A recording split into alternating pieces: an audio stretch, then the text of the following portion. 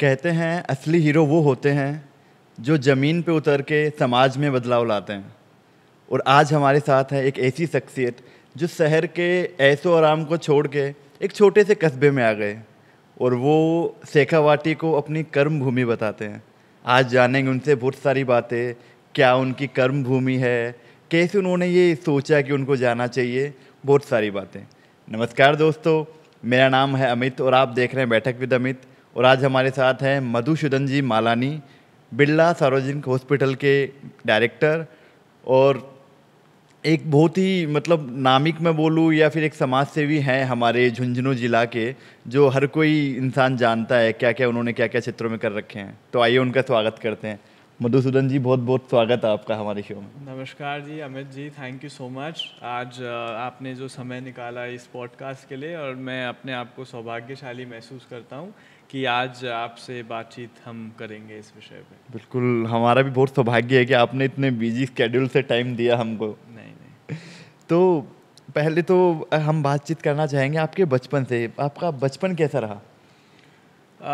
बचपन वैसे तो एक नॉर्मल स्कूल बॉय की जैसे हम बात करते हैं उस प्रकार से रहा था।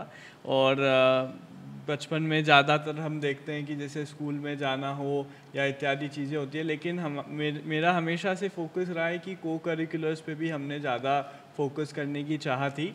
और जो भी इत्यादि जो भी स्पोर्ट्स या वो होते थे उनमें भी विशेष रुचि मैंने रखी थी। आज हॉर्स राइडिंग भी हम शुरू से करते आ रहे हैं। अच्छा। तो नेशनल्स तक भी मुझे खेलने का मौका मिला क्या था। बात तो साथ में क्या है, एजुकेशन के साथ में अगर को करिकुलर्स भी जुड़ जाते हैं तो एक होलिस्टिक डेवलपमेंट इंसान का होता है। तो ये तो एक पहलू अवश्य रूप से रहा था चाइल्डहुड का। बिल्कुल, तो बचपन से ही मतलब बहुत सारी चीज़ें एक्सप्लोर करने का था कि ये भी करना है, वो भी करना है। हाँ बिल्कुल।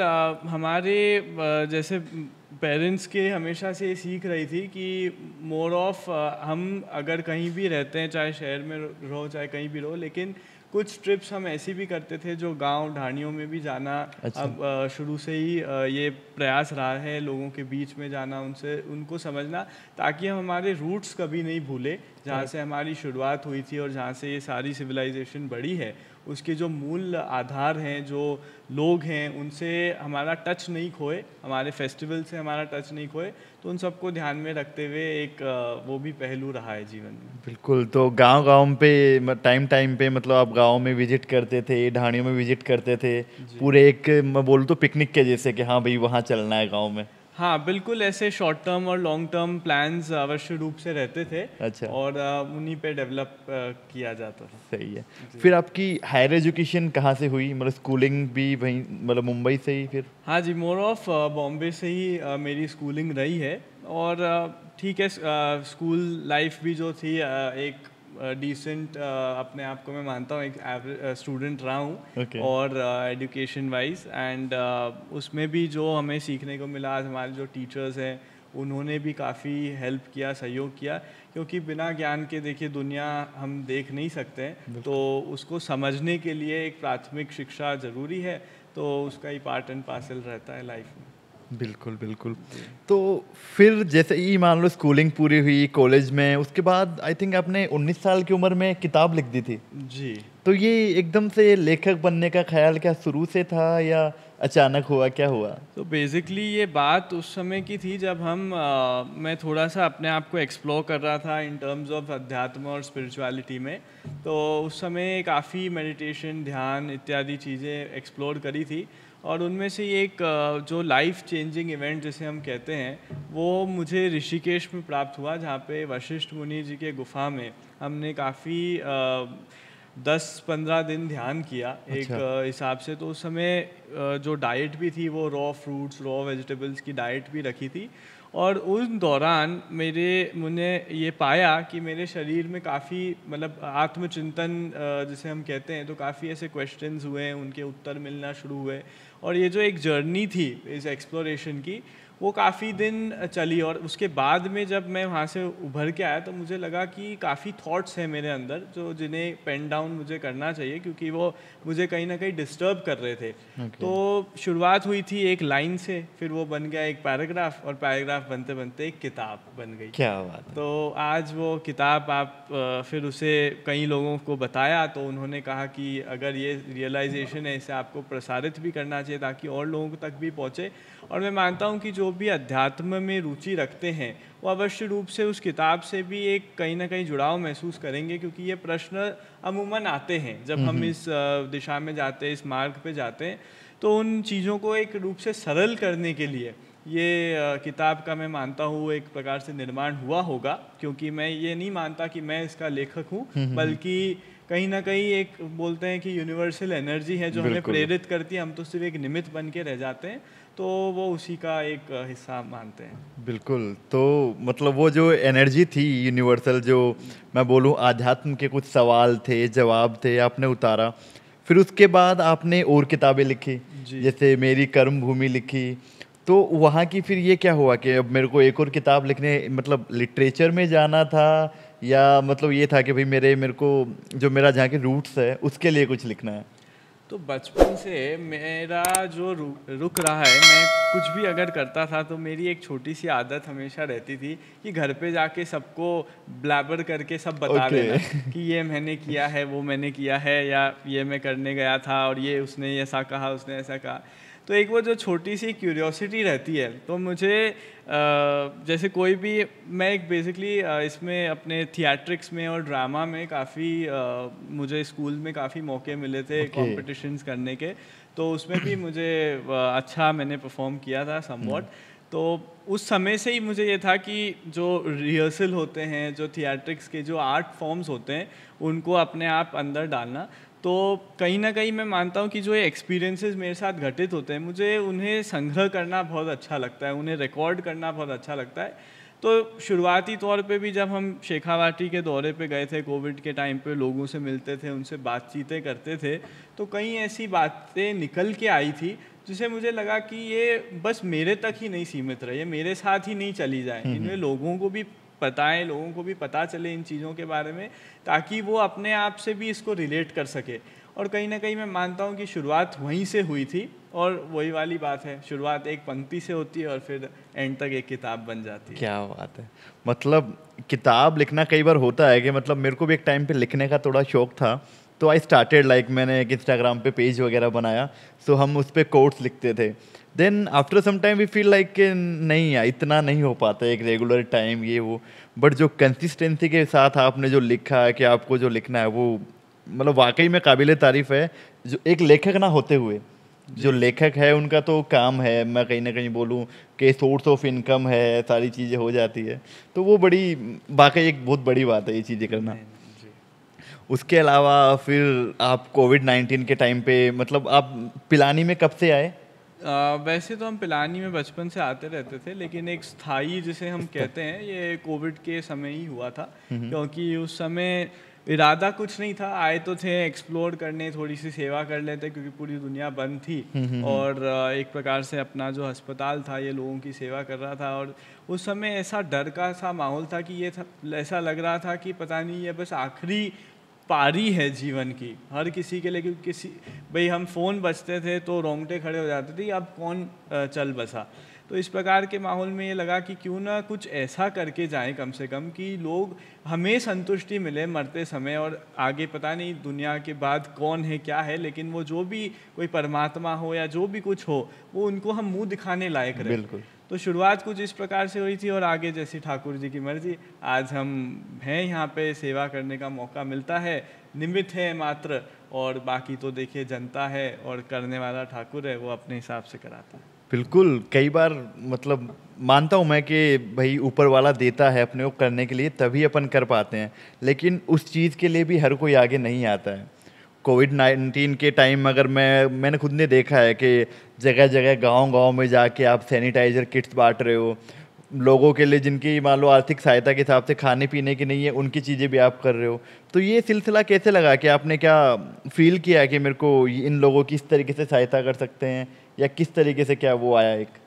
नहीं, ये एक्चुअली डेवलप हुआ समय के हिसाब से। कोई ऐसी कोई रणनीति या प्लानिंग हमारे दिमाग में नहीं थी, लेकिन वो कहते हैं ना कि हम अकेले चल पड़ते हैं, फिर कारवां जुड़ता जाता है, लोगों की डिमांड्स बढ़ती जाती है, लोग ही बताते हैं कि आप ऐसा अगर करें तो बेटर होता है। जैसे हमने एक छोटी सी बात है, सैनिटाइज़र की अगर हम बात करें तो हमने शुरुआती तौर पे हम हॉस्पिटल में करते थे, तो उस समय हाइपोक्लोराइड का जो छिड़काव था वो अपने आप में लोगों के लिए एक नई चीज़ थी। कई ऐसे भी वीडियोज़ हमने देखे जहाँ पे लोगों ने सैनिटाइज़र को चरणामृत समझ के भी पी लिया था। तो लोगों के लिए स्वाभाविक रूप से एक नई बात थी। तो उस समय जब उन्होंने ये चीज़ देखी तो उन्हों की डिमांड आई कि साहब आप भाई आप अस्पताल में करते तो क्यों ना हमारे गांव में भी करें। तो हम ऐसे गांव में पहुंच गए। फिर गांव से बात आई कि आप चलिए और ढाणियों तक भी चलिए, तो और हम डिटेल में चलते गए। तो ऐसे करते करते वो बढ़ता गया। कईयों ने फिर ये बताया कि भाई राशन की भी कमी आ रही है, तो उसमें भी हमने सहभागिता दी। कहीं बोले मास्क भी नहीं मिल पा रहे, और लोग थोड़ा उसके उस समय क्या है थोड़ा इन्फ्लेट भी हो चुका था मार्केट। मास्क में भी लोग 2 रुपये कमाने के चक्कर में उसको हाइप कर रहे थे। तो ऐसे में हमने सोचा कि यार ये तो बेसिक नेसेसिटीज़ हैं, इनको हम फ्री ऑफ कॉस्ट क्यों ना वितरण इनका करना चाहिए। तो ऐसे कर करके हमने आज जैसे पुलिस थानों में भी हम उस समय गए थे, तो पुलिस चौकियों में भी एक थोड़ा डर का सा माहौल था कि वो भी फ्रंटलाइन वर्कर्स थे कहीं ना कहीं। तो हमने हर थाने में जाकर मास्क और सैनिटाइज़र का उनके वितरण किया था। तो मुझे याद है उस समय भी पुलिसकर्मी बोले थे कि साहब इस समय भी अगर कोई हमारे लिए सोच रहा है, क्योंकि हमारी तो लाठियों से लोग डर रहे हैं और घर के अंदर जा रहे हैं, और आपने हिम्मत करी कि थाने में आकर हमें आप सैनिटाइज़र और मास्क दे रहे, तो पहले तो हम आपकी तारीफ़ करें कि पिटाई करें। तो मैंने कहा कि नहीं, आप बिल्कुल इसका सदुपयोग करिए और जागरूक भी करिए, क्योंकि साहब आप आपकी ड्यूटी कर रहे हैं, हम एज ए हॉस्पिटल हमारी ड्यूटी कर रहे हैं। तो उन्हें वो बात अच्छी लगी थी। तो ऐसे छोटे मोटे किस्से थे।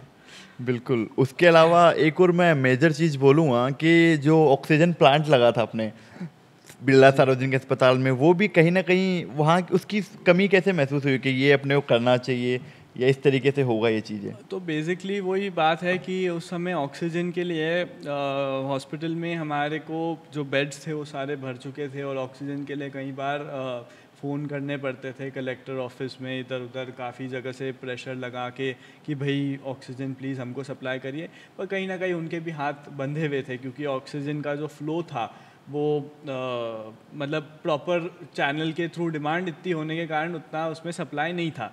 तो उस समय एक ज़रूरत महसूस हुई कि क्यों हम किसी पर डिपेंड रहे। आज ये जान का लोगों का खतरा है, तो उसमें लिए हमें तत्पर रूप से काम करना चाहिए। तो उस समय मुझे याद है कि ये इम्पोर्ट एक्सपोर्ट ये भी काफ़ी बंद हो चुके थे, मतलब ट्रेड ओवरऑल डिस्टर्ब हो चुका था। लेकिन उस समय भी हमने हिम्मत करी और डेनमार्क से हमारी जो मशीन्स है ऑक्सीजन की, उनको हमने एक स्पेशल चैनल से इम्पोर्ट कराया। और आज हमें गर्व है कि उस समय का ये प्रथम निजी ऑक्सीजन प्लांट हमारे ज़िले का था, और आज भी सुचारू रूप से चल रहा है। और उसके बाद भी अगर मैं तो कहूँ कोई भी इस प्रकार की, हम भगवान से प्रार्थना करते हैं ऐसी कोई दशा नहीं आए, लेकिन फिर भी अगर आ जाती है तो हम सशक्त रूप से तैयार हैं। बिल्कुल, आगे के लिए पूरे तरीके से हम रेडी हैं जी। एक हुआ भी ये भी था कहीं ना मैं कहीं कोविड की बात करूं कि लोग उस टाइम के लिए काफ़ी उन्होंने तैयारी कर ली, बहुत कुछ किया, लेकिन अभी वो फिर से काफ़ी लोग डाउन पड़ गए हैं। डाउन इन द सेंस के लाइक के अभी हाँ ठीक है, अब सही सब नॉर्मल हो गया है, तो ऑक्सीजन प्लांट भी शायद लगे होंगे पर वो चल नहीं रहे होंगे अभी, या उनकी दुर्दशा बहुत ख़राब होगी। तो आपने कहा कि बिरला सार्वजनिक अस्पताल का अभी तक सुचारू रूप से चल रहा है। जी बिल्कुल। तो अभी कल को कोई भी दिक्कत आए तो जैसे आज की आज तो वो बिल्कुल आज भी उपयोग ले सकते हैं। बिल्कुल हमने देखिए मोदी जी कहते हैं आपदा में अवसर, तो हमने भी एक आपदा में एक अवसर ढूंढने की प्रयास किया है, और हमारे सभी बेड्स को हमने सुचारू रूप से ऑक्सीजन एनेबल्ड कर दिया था उसी समय। और आज भी क्योंकि वो वर्किंग कंडीशन में है, तो देखिए बात ऐसी है, आप कोई भी चीज़ बना लेते हैं, अगर आप उसका उपयोग नहीं करें, चाहे वो गाड़ी हो चाहे शरीर, वो ख़राब होगा। तो आपको कहीं ना कहीं अगर आप उसको वर्किंग करते हैं, उसको मेंटेनेंस में रखते हैं, तो वो चलता रहेगा। तो इसी प्रकार से हमने उसका बेनिफिट लेते हुए सभी बेड्स को ऑक्सीजन इनेबल्ड कर दिया था उसी समय, और आज भी वो बेझिझक रूप से चल रहा है। टाइमली उसकी सर्विस होती है, मेंटेनेंस होता है, तो हमें कोई दिक्कत नहीं है, वो आगे भी चलता रहेगा। बिल्कुल बिल्कुल। तो दोस्तों इनके समाज सेवा के किस्से, मतलब मैं बोलूँ तो ये वक्त कम पड़ जाएगा, चाहे महिला सशक्तिकरण की बात हो या मतलब नेत्र के लिए चश्मे बांटना हो, पता नहीं डेली कुछ ना कुछ खबर आती है कि हमारे लिए भी कुछ नया नहीं होता। कि आज मधुसूदन जी ने ये किया, हाँ वो तो करते ही हैं। कुछ ऐसे से हमारे भी रिएक्शन होते हैं कि हाँ वो नहीं करेंगे तो करेंगे ही, वो तो मतलब होता ही है फिक्स। तो अब थोड़ा सा अगर मैं समाज सेवा से आगे आऊँ, तो अगर मैं पॉलिटिक्स की बात करूँ तो कोई विचारधारा आपको लगती है सही? अगर एक पर्टिकुलर पार्टी की बात करूँ या किसी से आप भाई आपको इन्फ्लुएंस मान लूँ या कहीं ना कहीं आपको अच्छी लगती हो? नहीं, देखिए, पॉलिटिक्स ऐसी चीज़ है कि अल्टीमेट एम जो सारी पार्टीज़ का है वो जनता का हित करना। उनके माध्यम वाले अनगिनत हो सकते हैं।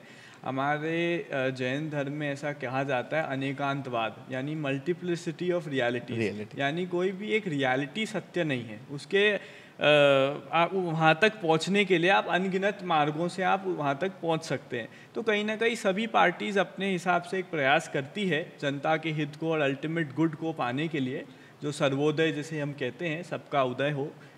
तो इन प्रयासों के लिए माध्यम कैसे भी हो सकते हैं, लेकिन हम जो पसंद करते हैं वो अक्सर हम, हमारे जो शास्त्र हमेशा कहते हैं कि सनातन रूप से, सनातन सत्य जो है, जो कभी बदलता नहीं है, जो अटल है, उस मार्ग पे अगर हम चलें तो कहीं ना कहीं हम हमारे जो एम है उसे अच्छे रूप से पा सकते हैं। और जो भी पार्टी सनातन को लेके आगे बढ़ती है, अवश्य रूप से हम उसका सहयोग करने का हमें प्रेरणा मिलती है और उसे करना भी चाहिए, ऐसी हमारी भावना है। बिल्कुल। तो कभी मतलब आने वाले टाइम में क्या हम मधुसूदन जी को भी एक चेहरा देखेंगे राजनीति में? ये तो देखिए, आप जनता की जैसी मर्जी होगी, जैसी इच्छा होगी, लेकिन हम ये ज़रूर कहेंगे कि चाहे चेहरा दिखे चाहे नहीं दिखे, हमारे जन सेवा में या हमारे समाज सेवा में इससे कोई प्रभाव नहीं पड़ेगा। बिल्कुल बिल्कुल, मतलब कहीं ना कहीं आपका कहना है कि समाज मतलब समाज सेवा कभी नहीं रुकेगी, कि आप पॉलिटिक्स में आए या ना आए। बिल्कुल बिल्कुल बिल्कुल, बहुत अच्छी बात कही आपने। तो उसके अलावा मैं बात करूँ कि जैसे अभी आपकी बहुत ही यंग एज है, almost we are the same age, तो इस एज में लाइक आपके फ्रेंड्स होंगे मुंबई में होंगे या आपके साथ पढ़े हुए और भी, तो वो नहीं बुलाते कि चलो आ जाओ अभी पार्टी करते हैं, कभी ये करते हैं? आप इतनी समाज सेवा, मेरे को लगता है कि बिजी रहते होंगे यहाँ पे, तो कितना क्या वक्त निकाल पाते हैं वो दोस्ती के एक हंसी ठिठोली के लिए? नहीं, एक्चुअली ये बात है हमारे 10th स्टैंडर्ड की। उस समय ऐसा एक माहौल था कि हमारे यूजुअली 10th से जब आदमी पास होता है तो वो कंफ्यूज होता है कि जीवन में क्या करना चाहिए। तो स्वाभाविक रूप से as a child, as a student, मैं भी कंफ्यूज था कि क्या करना चाहिए।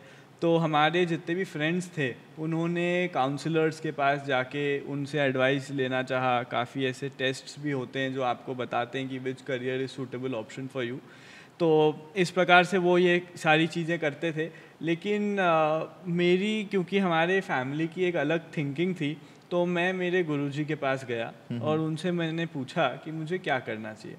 तो उन्होंने भी एक काफ़ी, मैं कहूँगा, एक इंटेलिजेंट वे में उसका जवाब दिया। उन्होंने ये नहीं मुझे निर्देश दिया कि आपको ये करो या वो करो, क्योंकि शायद वो ये चाहते थे, वो सोचते होंगे कि इससे मैं बंध जाऊंगा कहीं ना कहीं। तो उन्होंने मुझे भगवत गीता की एक किताब पकड़ाई और मुझे कहा कि इसका तुम चिंतन करना और तुम्हें तुम्हारे सारे प्रश्नों के जवाब मिल जाएंगे। तो कहीं ना कहीं मैं सोचता हूँ कि वो जो गीता के वो जो क्षण थे जब मैंने उन्हें पढ़ा, तो मुझे ये समझ में आया कि जीवन, ये जो हम देखते हैं, इससे कहीं अलग है। जीवन को अगर हमें समझना है तो हमें जनता के बीच जाके उसे समझना पड़ेगा। हर मनुष्य का क्या सत्य है उसे जानकर ही हम हमारा सत्य पा सकते हैं। तो कहीं ना कहीं ये खोज है जो आज भी चल रही है, जो मुझे निरंतर इस पथ पे जारी रख रही है। तो इसीलिए जब हम किसी खोज पे निकल जाते हैं तो आप देखते हैं कि एक अगर कोई पॉइंट ऑफ फोकस रहता है तो उसके आजू बाजू की चीज़ें आपको दिखना कम हो जाती है। क्योंकि हम जैसे शूटिंग भी अगर करते हैं, आर्चरी भी करते हैं, तो वो बुलसाई जो रहता है वही दृष्टि में दिखता है। उसके पास में अगर आपकी चिड़िया भी उड़ जाए या पवन भी निकल जाए तो आपको वो ध्यान में नहीं आती। तो कहीं ना कहीं मैं एक हास्यात्मक रूप से अगर मैंने इस चीज़ का जवाब देने में मैं सफल रहा हूँ तो आप शायद समझ जाएंगे। बिल्कुल बिल्कुल, कहीं ना कहीं वो एक एम आपका फोकस्ड है कि मेरे को बस ये अभी एक करना है जीवन में। बिल्कुल बिल्कुल सही बात है। तो ये जो एज है, मतलब इस एज में हर कोई आजकल नशे पते में जा रहा है, कोई और चीज़ों में जा रहा है, तो कहीं ना कहीं भागवत गीता या अध्यात्म का रास्ता एक युवाओं के लिए कितना क्या कारगर साबित हो सकता है आपके हिसाब से? देखिए, मैं कहूँगा कि हर व्यक्ति को अपना सत्य खुद तराशना चाहिए। हर तरह की फ़िलॉसफीज़ होती है। आज हम देखें तो चारवाक फ़िलॉसफी है जो ये कहती है कि जब तक जियो सुख से जियो, ऋण लेके घी पियो। तो उस प्रकार से भी आज हम देखते हैं जो EMI कल्चर चल रहा है, लोग किस्तों पे बंध चुके हैं, ऋण ले रहे हैं और घी पी रहे हैं, लेकिन ये कितने दिन चले? तो ये भी एक सोच है। जो चारवाक थे उन्होंने इसकी फ़िलॉसफी का निर्माण किया था और उस पथ पे भी लोग चले हैं, जिए हैं, मरे हैं।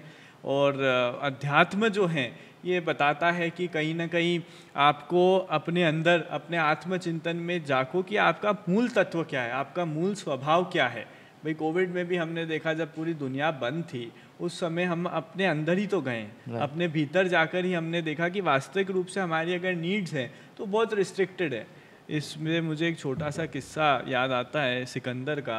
जब वो पूरी दुनिया खोज के जब निकले थे तो सामने उनके बताते, जब हिंदुकुश पर्वत के पास पहुँचे थे तो एक साधु सन्यासी जिसे हम कहते हैं, उन्होंने उनका रास्ता रोक लिया था। तो उनके सेनापति ने उन्हें कहा था कि तुम्हें पता है क्या, तुम किसके रास्ते के सामने सोए हो, तुरंत उठो यहाँ से। तो सन्यासी ने कहा कि कौन है भैया? तो उन्होंने कहा कि इस व्यक्ति ने पूरा दुनिया पे कब्जा किया है, पूरे दुनिया का राजा है, तू कौन है? तो उन्होंने कहा कि मैंने मेरी इच्छाओं पे कब्जा कर लिया, पे काउंटर किया है, जो इस दुनिया की जो पाने की इच्छा नहीं रखती है। यानी ये अपने आप में एक था, जिसे हम एक छोटा सा उसे इंग्लिश में अगर कहेंगे तो I have conquered the need to conquer the world. तो जो आपकी जो नीड है, अगर उस पर आपने कॉन्कर कर लिया तो वास्तव में मैं मानता हूँ कि आपने एक अल्टीमेट प्रोग्रेस जो ह्यूमन डेवलपमेंट का है उसे कहीं ना कहीं प्राप्त कर लिया। बिल्कुल, कहीं ना कहीं मेंटल कंट्रोल बहुत ज़रूरी है कि मेरे को ये करना है और ये नहीं करना है। आज का युवा जो है, कहीं ना कहीं मैं बात करूँ तो वो कंफ्यूज है कि यार मेरे को एक टाइम पे उसको ये भी करना है, एक टाइम पे उसको वो भी करना है। पैसे ना हो तो भी मतलब वो EMI कल्चर है कि कमा मैं 2000 रुपये रहा हूँ लेकिन मेरे को चाहिए 17 Pro Max। जी कल लॉन्च हुआ है, पापा के पीछे पड़ गए कि नहीं पापा वो ही दिलाओ। तो ये एक ट्रैप बन चुका है जो EMI कल्चर है। बिल्कुल, बहुत ही अच्छे तरीके से आपने ये बताई ये बात, और कहीं ना कहीं आई थिंक समझ में आनी चाहिए युवाओं को कि किस तरीके से चीज़ें हो सकती है। जी। उसके अलावा शादी पे क्या विचार है आपके, मैं अगर डायरेक्टली बोलूँ तो? नहीं, मैरिज देखिए ज़रूरी है ह्यूमन सोसाइटी के डेवलपमेंट के लिए। और कहीं ना कहीं ये मानते हैं अगर हर व्यक्ति सन्यासी तो नहीं बन सकता तो अगर अपने को एक सोसाइटी को सुचारू रूप से चालू रखना है तो आज ये भी ज़रूरी है हमारे देश के लिए, हमारे समाज के लिए। बिल्कुल बिल्कुल। तो कहीं ना कहीं मतलब वो नहीं है कि आप भी आगे जाके मतलब शादी वगैरह ऐसा कुछ नहीं है कि सन्यासी के रूप में हम देखें, ऐसा कुछ नहीं है आपका? वो अभी ऐसा तो कोई विचार नहीं है। वही बात है कि हम एक खोज पे निकले हैं, अब वो खोज कहाँ लेके जाती है क्या ये देखना पड़ेगा। एक्सप्लोर चल रहा है अभी जीवन का। बिल्कुल बिल्कुल। तो उसके अलावा हमारे ये जो पॉडकास्ट है उसका एक सेगमेंट है जिसमें हम रैपिड फायर रखते हैं। तो आपसे थोड़े 1-2 सवाल किए जाएंगे, आपको ट्राई करना है कि झटपट से आंसर देने हैं या फिर जो जितना जल्दी हो सके। ठीक है, तो दोस्तों रैपिड फायर करते हैं मधुसूदन जी के साथ में, थोड़ा और करीब जाने की कोशिश करते हैं उनके थोड़े पर्सनल लाइफ में या फिर उनके निजी व्यक्तित्व में। जी।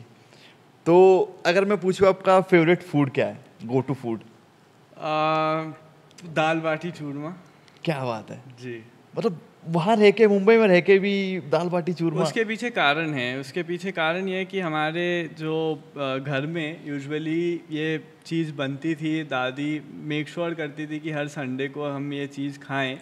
और कहीं ना कहीं ये दाल बाटी चूरमा एक डिश नहीं है बल्कि ये एक इतिहास है। अगर हम देखें तो बापा रावल के टाइम से जो हमारी सेना थी वो एक कठिन परिस्थिति में जिया करती थी और उस समय इतने संसाधन नहीं थे जो आर्मी को एक पोषण भी दे सके और एक प्रकार से स्वादिष्ट भी हो। तो उस समय ये बाटियों का निर्माण किया था और दाल का निर्माण किया था जो आपके पूरे शरीर को भी फिट रखती है and at the same time उसमें जब से वो गुड़ का और सारी चीज़ें जब हम डालते हैं तो अपने आप में को स्वादिष्ट भोजन भी बन जाता है। क्या, और राजस्थान का मैं बोलूँ अगर रिप्रेजेंटेटिव फूड भी है वो? बिल्कुल है ये। जी बिल्कुल। शादी पे फिर से लव मैरिज या arrange marriage, specifically not to you, कि मतलब ओवरऑल? नहीं, अरेंज भी हो सकती है, उसमें बाद में लव हो जाता है, और लव है तो कोई दिक्कत नहीं है। हाँ। ओके।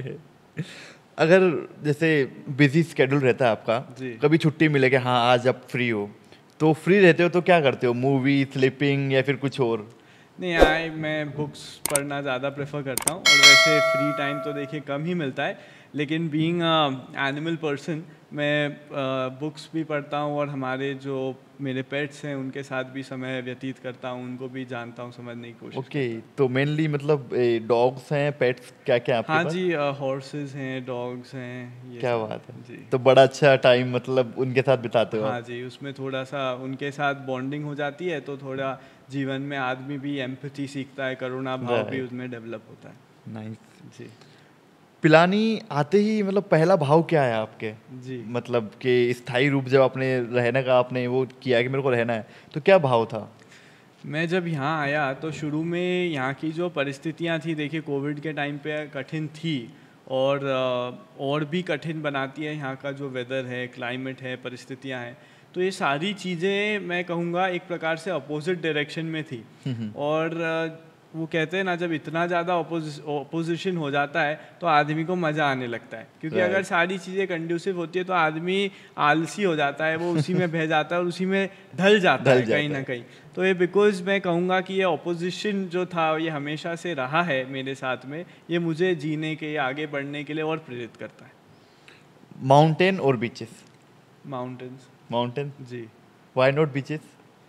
बीचेस भी अपने आप में उनकी सुंदरता है, देखिए प्रकृति के तो 5 तत्व है, लेकिन माउंटेन्स में हम देखते हैं कि एक छोटी सी, इस पे भी मैं एक हाँ फिलोसॉफिकल हाँ, थोड़ा जाऊंगा कि जब भी हम हमारे से कोई एक विशाल चीज़ देखते हैं तो अपने आप में हमें नम्रता आ जाती है।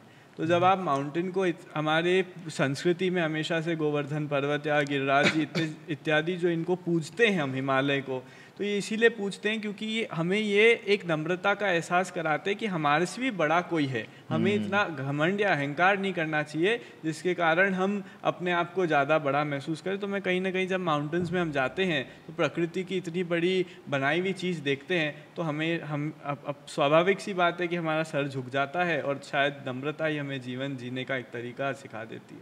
क्या बात है! बहुत अच्छा लगा, मतलब बहुत ही अच्छे अच्छे आंसर दिए आपने रैपिड फायर के। उसके अलावा अगर आप मतलब कोई युवाओं को और मतलब हमारे झुंझुनू की जनता को कोई संदेश देना चाहो, हमारी ऑडियंस को, तो प्लीज़ आप 2 बातें।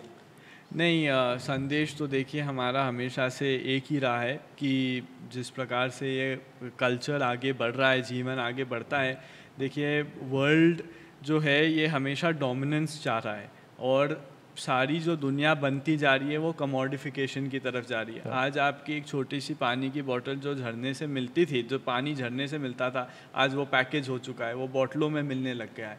तो हर चीज़ आपको एक प्रकार से शोषण करने की कोशिश कर रही है, हर चीज़ आपको कमोडिफाई कर रही है, आपको डुबा रही है। तो इसने समय रहते हुए अगर आज का युवा सीख जाए, वो ये समझे कि एक प्राकृतिक जीवन जीना, एक सिंपल लाइफस्टाइल जीने में भी गर्व है, अगर ये समझे तो वास्तविक रूप से मैं मानता हूँ कि आप जीवन में लंबे समय तक चल सकते हैं। और आज हम देखते हैं कि जितने भी परिवार हो, चाहे जितनी भी फैमिलीज़ हैं जो आज तक टिकी हुई है, वो कहीं ना कहीं इसी फिलॉसफी पे टिकी हुई है कि अपने रूट्स वो नहीं भूले हैं। Right. वो कहाँ से उनकी शुरुआत हुई है, क्या उनका रहन सहन था, क्या उनका खान पान था, इसको बरकरार रखा है उन्होंने, तो कहीं ना कहीं वो आज जीवित हमारे बीच में। बिल्कुल। उसके अलावा अगर हमारे, मैं पर्टिकुलरली चैनल की बात करूं, जी। बैठक विद अमित, जी। तो इसके बारे में अगर 2 बात आप कहना चाहें। नहीं, देखिए बैठक विद अमित जो आपने चैनल बनाया है, मैं मानता हूँ कि ये भी आपकी एक एक्सप्लोरेशन की जर्नी है। Right. आप भी लोगों से बातचीत करके कुछ ना कुछ आपके मन में चिंतन होती है। आप भी जब शाम को रात में घर में जब सोते हैं तब आपके भी दिमाग में जो लोगों ने कहे हुए विचार हैं वो घूमते होंगे। और ये मैं कहता हूँ एक माध्यम है लोगों के अंदर के विचार को प्रसारित करने का, ताकि जो ज्ञान लोगों ने पाया है, छोटा हो चाहे बड़ा हो, वो लोगों तक पहुँचे। और मैं ये भी सोचता हूँ कि कहीं ना कहीं जो जीवन में बदलाव आते हैं वो हमेशा एक फ़ोन कॉल या एक वो किताब की लाइन या कहीं ना कहीं किसी की बात ही होती है जो बिल्कुल। हमारे जीवन की दिशा और दशा बदल देती है।